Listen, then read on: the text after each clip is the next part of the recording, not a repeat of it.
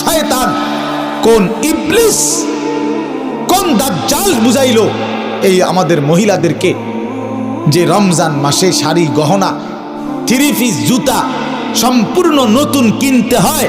খোদার কসম, এটা পৃথিবীর কোনো কিতাবে নাই, কোনো আলেম বলে নাই, কোনো আউলিয়া বলে নাই, কেউ বলে নাই।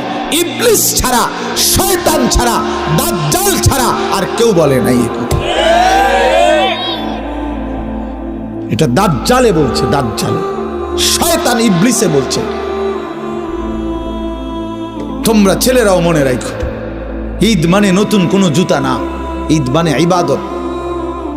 ঈদ তার জন্য খোদার কসম নবীজি বলছে ফারাহাতুন ইনদা ফিতরিহি, ঈদুল ফিতরের আনন্দ তো রোজাদারের বেটা, হারাম করে আবার ঈদের আনন্দ কি?